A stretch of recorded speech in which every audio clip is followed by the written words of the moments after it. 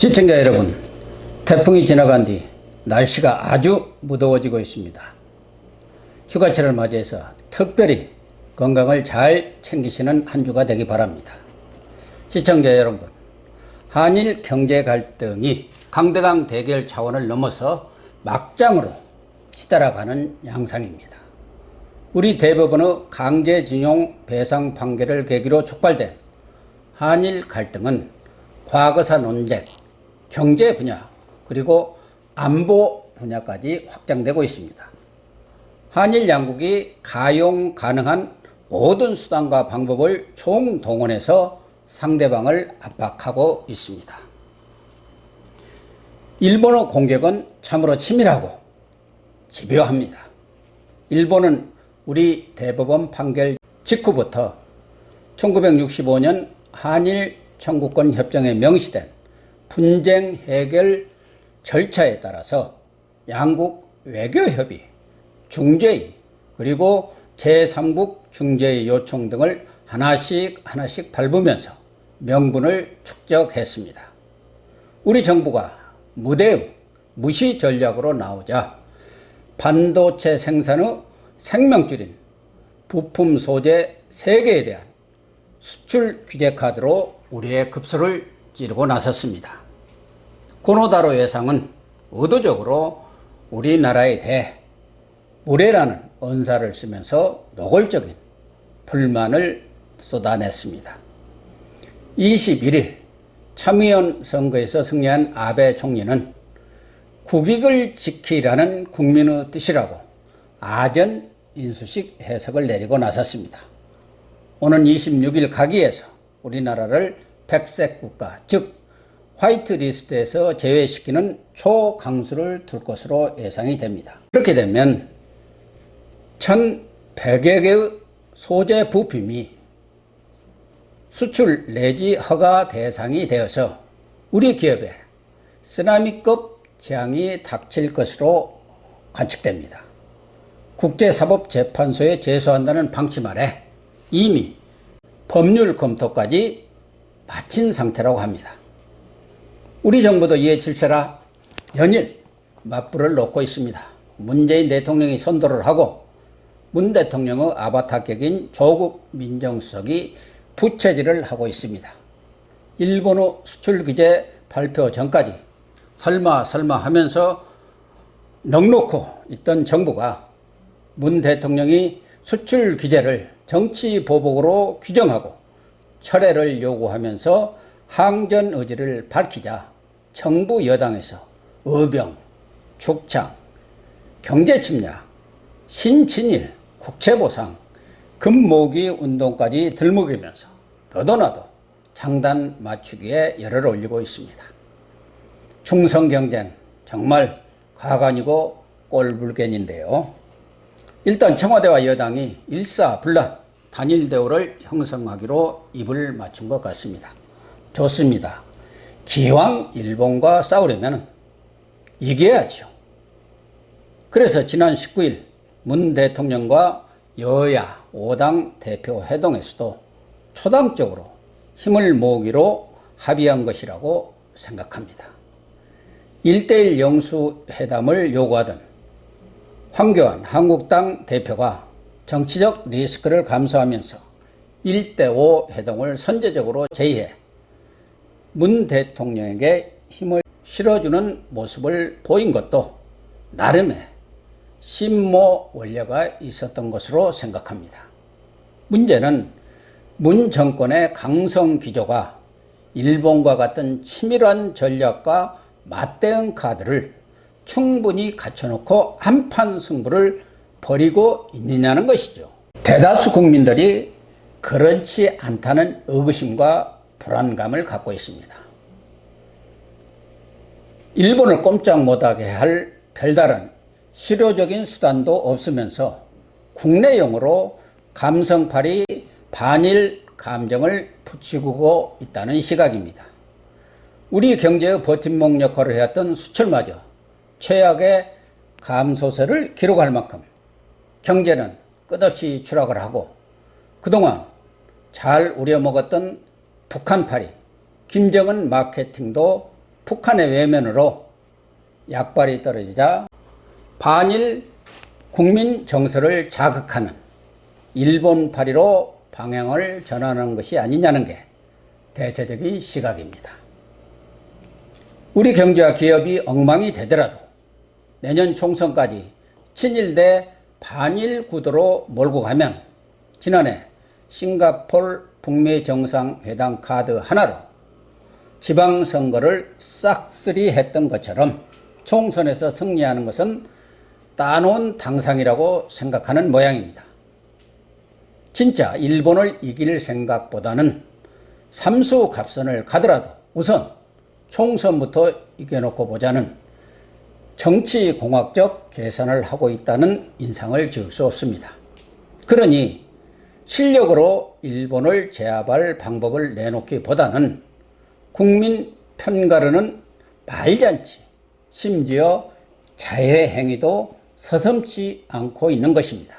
그 대표적인 사례가 전사로 변신한 조국 민정수석의 SNS 페북질과 한일 군사정보보호협정, 즉 General Security of Military Information Agreement, 앞 글자만 따서 부르는 지소미아 폐기 검토 발언입니다. 인사 사정 담당인 조국은 국회에서 청문 보고서 채택이 불발된 장관급만도 16명이나 될 정도로 역대급 인사무능을 드러냈습니다. 문 대통령의 딸, 사위, 동서의 비리 의혹, 환경부 블랙리스트를 비롯한 무너진 청와대 공직기강 회의 같은 자신의 본업과 관련한 사안에는 입도 뻥끗하지 않고 침묵을 지켰습니다. 조국이 이것저것 가리지 않고 끼어들 정도로 오지랖 넓은 것은 아마 천하가 다 아는 사실일 것입니다. 그런데 조국이 법무장관설이 나오고 문 대통령의 대권 히든카드설까지 나오면서 유독 이번 한일 갈등 문제에 대해서는 청와대 비서실장, 홍보수석, 그리고 주무부처인 외교부, 산업통상부를 다 제치고 총대를 메고 나섰습니다.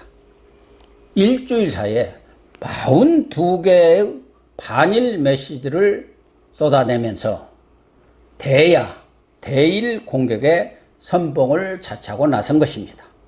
아마 이번 기회에 얼굴에 철판을 깔고 문 대통령의 의중을 대변해서 문심을 확고하게 붙들면서 반일 정서가 강한 국민들에게 자신의 이미지를 각인시키겠다는 정치적 계산을 한 것으로 보입니다. 떡 본 김에 제사 지낸다고 자기 정치를 톡톡히 해보겠다고 작심한 인상입니다.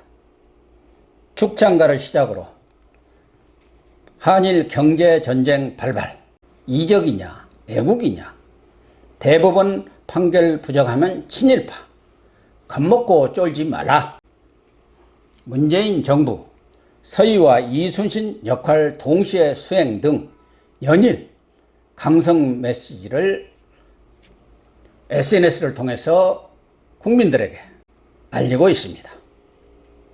문제는 일본을 제압할 대책은 없고 공허한 말잔치뿐이라는 것입니다.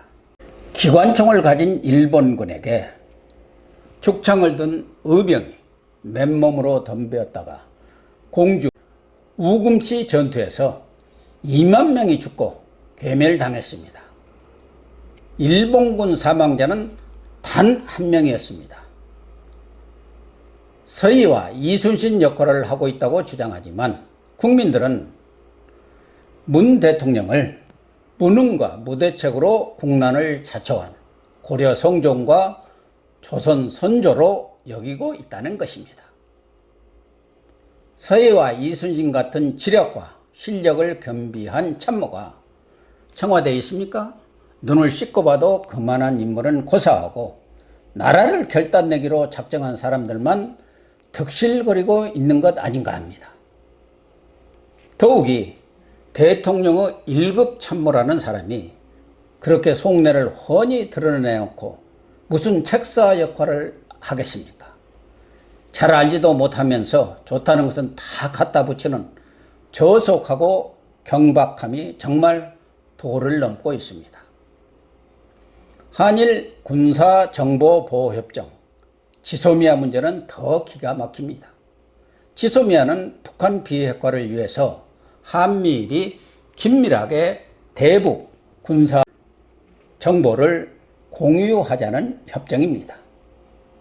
미국의 적극적인 주도로 2016년 협정이 맺어진 것은 사실이지만 북핵 위협을 가장 심각하게 받고 있는 나라가 미국입니까?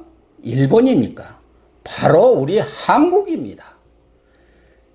대북 정보력이 형편없는 우리 입장에서 최첨단 정보 장비를 갖춘 미국이나 일본이 반대해도 협정을 유지하자고 해야 할 판에 이것을 협상카드로 써먹겠다고 덤비는 청와대의 인식에 혀를 끌끌 차게 됩니다. 협정 체결 당시 야당이었던 민주당이 제2의 을사늑약이니 주권 포기니 하고 결사 반대했지만 지금까지 무슨 문제가 발생했습니까? 아무 문제도 없었습니다. 지소미아는 군사정보를 교환할 경우 그 절차와 적절한 관리를 규정한 21개조의 법조문에 불과합니다.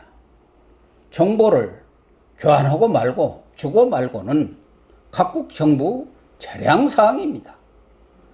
우리나라는 일본 말고도 미국, 영국, 호주 등 우방국 외에 루마니아, 폴란드, 러시아 같은 나라 등 30여 개국과 이 협정을 맺고 있습니다. 일본도 마찬가지입니다.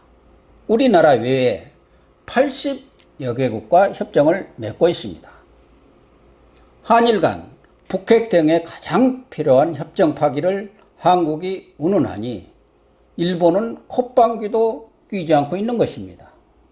아마 한국이 정신줄을 놓고 있는 것 아니냐고 속으로 생각할지도 모릅니다.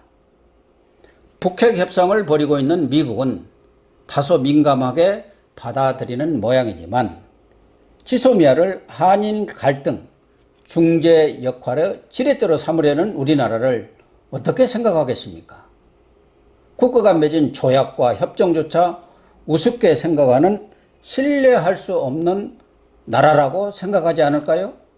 설사 중재에 나서더라도 우리보다 일본 편을 들 가능성이 더 크다고 봐야지요.